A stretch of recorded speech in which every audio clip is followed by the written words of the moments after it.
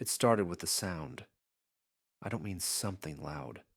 No bangs or screams or dramatic crashes. Just this faint whirring, like a motor under strain. A low hum you'd barely notice unless you were standing still. And I do a lot of standing still, especially at night. Especially in the back corridors, where the fluorescent lights buzz overhead, and you've got no company except the vending machines and your own thoughts. The sound came from the wall just behind the old blood drop box. Chute B7. At first, I thought it was just the compressor from the refrigeration unit across the hall. But that fridge has been unplugged for years, so I leaned in, held my breath, and really listened. There was movement, something traveling through the chute, every few hours like clockwork. A soft, metallic clunk, the squeak of rollers turning, and a long slurp, like liquid draining into a pipe much too narrow for what it's carrying. I asked one of the nurses during a handoff if she'd been disposing of more blood than usual. She blinked like I'd spoken a language she didn't know. I thought you guys handled waste. Exactly. 2 nights later, I decided to follow it. Not the sound, exactly. Just the path. The maintenance schematics said the chute terminated in the sub-basement, in what used to be part of the old oncology wing. That wing was closed back in 2003, before they built the new extension and consolidated surgical recovery upstairs. But the access tunnels still existed. I'd been through them before, usually when something leaked or flooded. They're not pleasant. You ever walk through a place that smells wrong, even when it's clean? Not like rot or mold, just old, in a way your body doesn't trust. Like time's been pooling in the corners and something's waiting for you to breathe too deeply. I brought my old headlamp and a crowbar, not because I expected trouble, but because hospital doors have a habit of sticking, and I've got arthritis in both wrists. I opened the first maintenance panel behind chute B7 and ducked inside. The air was cooler than I remembered, damp but not musty. The further I went, the more intact everything felt, like someone had been down here recently. Light bulbs still worked, no cobwebs, no dust on the floor. That's when I noticed something new. The old blood chute had been re-welded, reinforced even. Instead of terminating above the incinerator feed, it now curved downward, following the wall at a steep angle, and disappearing through a newly cut hole in the concrete. The edge around the hole was still rough, like it had been jackhammered recently. But there was no construction notice filed for this section. I would have seen it. And beyond that point, the pipe kept going. Through a place I didn't recognize on any blueprint. A hallway with no maintenance tags, no signage, no fire lines or breaker stencils. Just smooth, matte walls and that same quiet hum, growing deeper. The chute was leading somewhere, still cold, still active, still powered. The hallway ended at a sealed door. It was industrial grade, thick, steel-plated, with a faded yellow stripe across the middle, and no visible handle. Not a fire door. Not even one of the old radiation vaults. This was something else. It had a keypad to the right, but the display was dead. No lights, no beeps, nothing. Above it, stenciled in chipped white paint, were the words, Biohazard retention. Do not open. There wasn't a logo. No OSHA label. No hospital wing identifier. Just those 4 words. Official enough to discourage curiosity, but vague enough to make your skin crawl. What struck me first, more than the door, was the temperature. Even with my coat on, I could feel the cold radiating off that thing. It wasn't natural basement cold either. It was machine cold. The kind of cold that meant Freon lines were still active, compressors still pumping. Something was being preserved back here. But this wing was supposed to be dead. Power to this entire sublevel had been cut years ago. There was no reason for anything down here to be running. No servers, no storage, no surgery backups. I'd seen the reports myself. And yet, the keypad might have been dark, but the panel beside the door, an old access terminal, was softly lit. Dim green like a sleep state. I waved my badge near it out of habit. Nothing. Then I crouched, ran my fingers along the base of the frame, and found what I didn't expect. Warmth. There were active power lines tucked behind the wall. They were old, cloth-wrapped, soldered manually, and humming faintly with current. Someone had manually rerouted electricity to this place. Recently. I circled back, checking for ventilation grates. Found one. Standard width. Heavy rust. But when I unscrewed the cover and aimed my light inside, I could see the duct led into the same room. The interior wasn't as corroded as it should have been. The air inside was clean. Then I spotted it, off to the side of the main door, partially hidden behind a trolley of empty sterilization trays. A side hatch, half open, unlocked. The hinges looked newer than the surrounding doorframe. Felt wrong to go further. But by then, I wasn't following curiosity anymore. I was following a scent, a smell I hadn't noticed before. Cold metal, plastic wrap, a hint of copper, like blood in the storage. I slipped through the hatch and stepped into a room that shouldn't exist. It wasn't what I expected. No gurneys, no corpses, no gore. Just rows and rows of tall, glass-fronted storage columns, like upright morgue freezers or specimen fridges, the kind you see in high-end labs or old research hospitals. Each unit glowed faint blue from within. The cold light made the stainless steel floor shine like a mirror. It was spotless in here, sanitized, maintained. Someone was still using this room. I walked closer to one of the columns.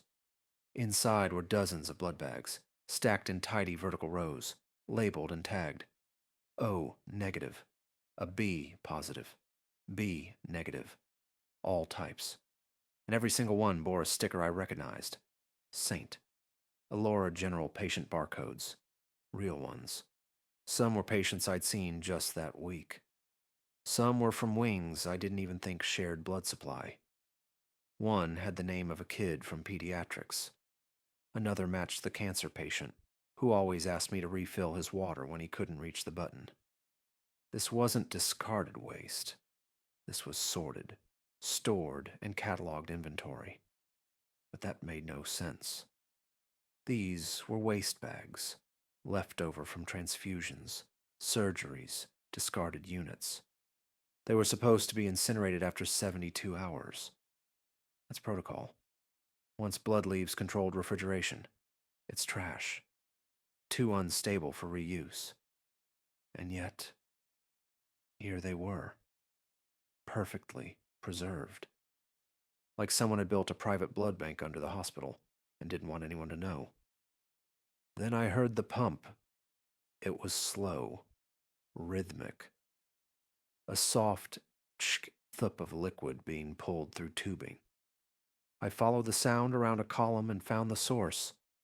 A steel vat, roughly the size of an industrial water heater, sat in the center of the room. It was connected by thick, clear tubing to several of the storage columns. The blood wasn't just being kept. It was being funneled in. I crouched to inspect the main line. The blood flowed smoothly, still fresh. The feed was active.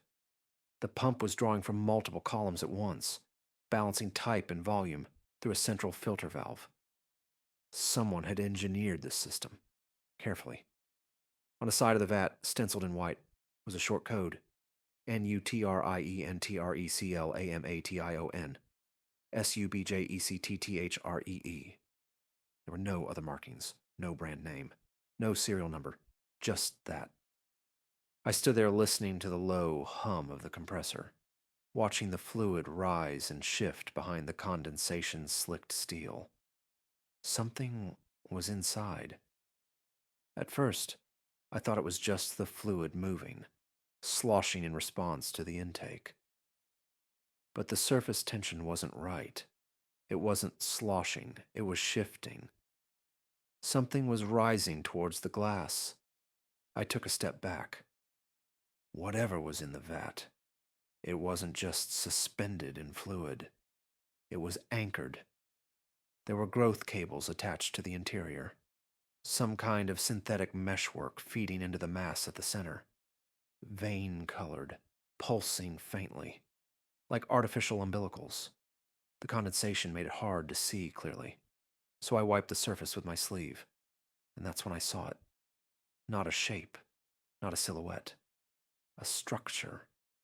Something spinal, floating just beneath the surface. A long curve of segmented bone, wrapped in layers of tissue. Nerve filaments branching outward like roots from a tree. And above it, a ridge that might have been a skull. Only it wasn't formed. Not fully. Like something half-grown, or worse, half-regrown. I felt that same cold again, but this time it wasn't the room.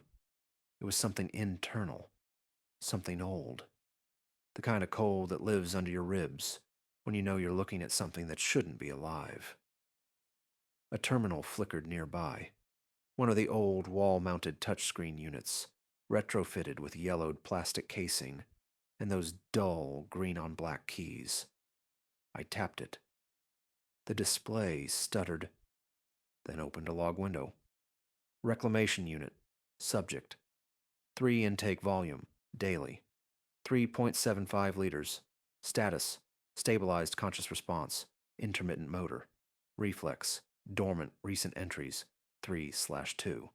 Increase O2 rich type A samples. Subject exhibited improved delta rhythm stability. 3/5. Confirmed cortical flicker. Logging as reflexive. 3/6. Another unauthorized disposal interruption. Security ticket submitted. Do not pause flow for maintenance again. It remembers. 3/7. Blood flow resumed. Vital signs within threshold. Vocal mimicry ceased. I backed away from the terminal. My fingers were shaking. Vocal mimicry. That phrase stuck in my head like a splinter. What the hell was this? Not an experiment. Not anymore. This was a feeding system. A life support rig. And whatever they were sustaining was learning. I didn't sleep that morning. Didn't even go home. I sat in my car, parked across the street from the ambulance bay, gripping the wheel and trying not to vomit. There's a kind of terror that doesn't spike. It settles, low and heavy in your stomach. You start wondering if you imagined it, if the air down there was too cold, or the lighting too weird. Maybe you've been working too many night shifts. Maybe your brain filled in the blanks with something worse than the truth. So I went back. The next night, just after 2 a.m., I grabbed my flashlight, a spare badge, and my old work phone. The camera on it was grainy, but it could record video. That was all I needed. The hospital halls were quieter than usual, quieter than they should have been. I reached the hatch, slipped inside the same way as before. Everything looked identical. Same sterile floors, same storage columns, same slow pulse of the pump. The blood was still flowing. I raised the camera and hit record. The screen went black. No static. No glitch. Just black. I tapped the lens, shook the phone, tried the flashlight instead. Nothing. The battery hadn't died. The power indicator was still green, but the light refused to activate. The screen stayed dark. I stepped closer to the vat. Still full. Still humming. Still moving. I leaned in, tried to see if the spine had changed position, and I swear to God, It had. It was higher than before, just barely, like it had floated upward, or was rising. Then the glass fogged again, but not from condensation this time. Something inside the tank had exhaled, a soft pulse of warmth against the glass, like a sigh. And behind that fog, a shape pressed outward, not quite a hand, but close. Too long, too jointed, too wrong. I stumbled back, nearly knocking over a column of bags. The tubes flexed with emotion. Behind me, I heard a click. Metal on tile. Not the pump. Something else. A shape. Moving between the columns. Small. Fast. Watching. Then it was gone. I didn't check the tank again. I didn't try the terminal. I ran. I didn't sleep again. Not after what I saw. Not after what I felt in that room. I didn't go to work the next night either. I told them I was sick. They didn't ask questions. You learn quickly in hospitals. If someone wants a day off, you don't press. You just pray it's not something contagious. But I couldn't leave it alone. I needed to understand. So I went looking. Not physically, not yet. I didn't want to go back into that wing unless I knew exactly what I was dealing with. So I started pulling up old files. St. Elora General's intranet is a mess. Fragments of old software duct taped together with access restrictions nobody remembers how to lift. But if you know where to look, you can find the bones of the building, buried maintenance logs, archived incident reports, grant paperwork that never got scrubbed. That's how I found it. Biocontinuity Initiative. Phase 3. Internal use. Only funded 1996 to 1999. Decommissioned. Flagged as closed. No citations. No results published. Just one line in the database under experimental oncology trials. I traced it backward. Found 2 internal memos tagged Nutrient Reclamation, Subject 3. Both redacted. Both dated 25 years ago. But there was one document they didn't pull. A requisition sheet. Requisition ID. 3 RCNR requested items. 500 milliliter human blood units. AB plus A plus O minus priority. Peristaltic pump. Tubing medical grade. Neural gel substrate cultivation medium. Number 12. Custom containment unit. CRIO STG3 modified. Terminal access panel. Encrypted local only. Notes. Subject 3 exhibits accelerated connective tissue regrowth, but poor cortical integration. Cease organ printing trials. Continue nutrient cycling protocol until metabolic collapse or threshold breach.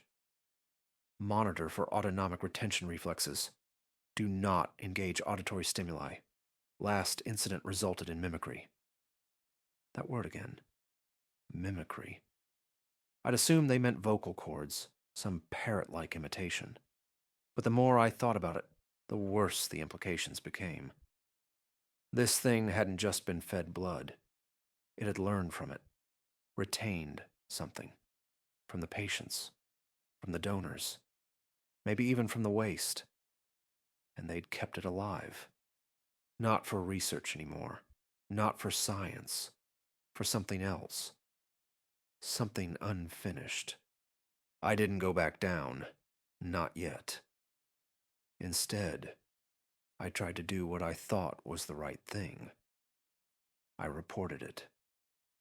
First, I filed an incident report through the internal maintenance system. I kept it vague, said I'd found an active refrigeration chamber in a restricted sublevel, that I was concerned about improper storage protocols, that I needed someone from compliance to verify the equipment had been properly decommissioned. 3 hours later, the ticket was marked resolved. No further action required. No comments, no signature, just closed. So I tried direct escalation. I printed the requisition log, circled Subject 3, and slipped it into a supervisor's inbox. Gone the next day. Never acknowledged. Then I went to compliance in person. I asked to speak to whoever had sent the original sustainability memo about chute B7. The woman at the desk gave me a blank look. "We don't have a current environmental compliance officer," she said. "That role's been vacant since January." The memo was dated last Monday. I tried again. Could someone else have sent it under that title? She clicked around on her screen, frowning. "I don't see anything here. No routing signature. That's odd. Where did you say you saw it?" I didn't answer. I just nodded and left. When I got back to my station, my ID badge wouldn't unlock the maintenance panel behind the chute. The override code I'd been using since 2009 had been deactivated. That same afternoon, my access to the hospital's internal directory was revoked, and every maintenance ticket I'd filed in the last 6 weeks, blood chute issues, pump noises, corridor mapping, had been deleted. All of them. Gone. It was like I'd never raised a concern at all, like I'd imagined it. Or worse, like someone needed it to look that way. But I still had one route left, a way in they hadn't thought to seal. The duct. It was just after 3 a.m. when I went back. The main hallway was locked down. My badge was still useless, but I hadn't come to argue. I brought bolt cutters this time. The duct panel near the old radiology wing was exactly where I left it. Paint peeling, screws loose from the last time I'd pried it open. I slid inside on my stomach, dragging the flashlight along in front of me. The air felt warmer now, not heated, just stirred. I crawled until the duct opened above the chamber, same vantage as before, and stopped. The lights were off. The columns were still there, but their blue glow was gone. The storage units stood like tombstones in the dark. The cables that once snaked from their sides to the central vat were now severed, the ends left dangling, clamps twisted, copper exposed. The vat itself? Gone. Not wheeled out, not craned away. Just gone. No drag marks, no rails. Just an absence. Like something had stood there for a long, long time, and then lifted itself free. I dropped down into the chamber. The air was thick with a sharp, sterile bite of ethanol. A smell I knew too well. A cover scent. Something used to hide what came before. There was a trail, barely visible at first. Smears along the tile. Dry, dark red turning brown at the edges. Not puddles. Prints. Not human. Not booted. Not animal. They looked like pressure smudges. The kind you'd get if something dragged itself across the floor without legs. Or with too many. I followed the trail to the far side of the chamber, where the wall had cracked, hairline fractures spreading up from the baseboard like roots. That's when the last light in the chamber, some motion sensor bulb I must have triggered, flickered out. And I heard it. Breathing. Not mine. Not mechanical. Something low. Wet. Just behind me. I didn't look back. I ran. Internal memo. Facilities and waste management. Subject. Chute. B7 decommissioning notice. From Administrative Services. Date. Redacted effective immediately. Disposal. Chute B7 has been decommissioned. Staff are instructed to reroute all blood product waste through the updated incineration protocol under Compliance Schedule 9B. Personnel are reminded that discussion of previous routing systems constitutes a breach of confidentiality policy. Thank you for your cooperation. St. Elora General Hospital. I never went back after that. Didn't quit either. I just stopped showing up.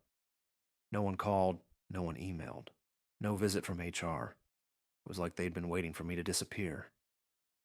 I checked the hospital directory a week later. My name wasn't there anymore. Not even under former staff. I don't think it's over. I think they're moving it. Somewhere else. Feeding it from a different chute.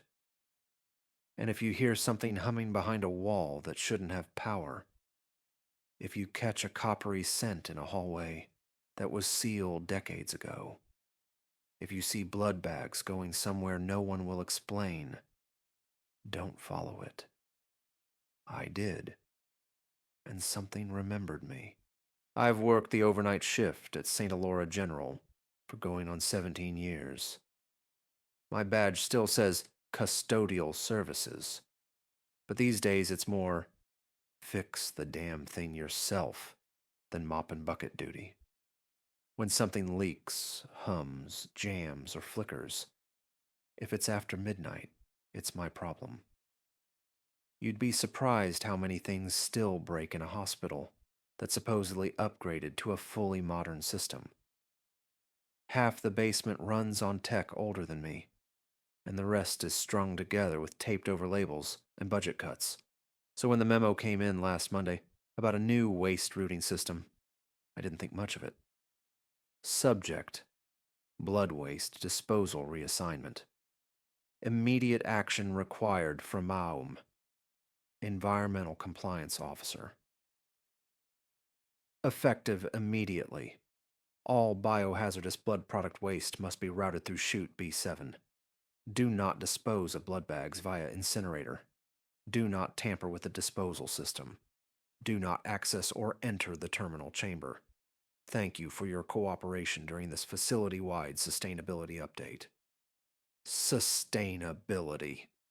Right. No warning. No walkthrough.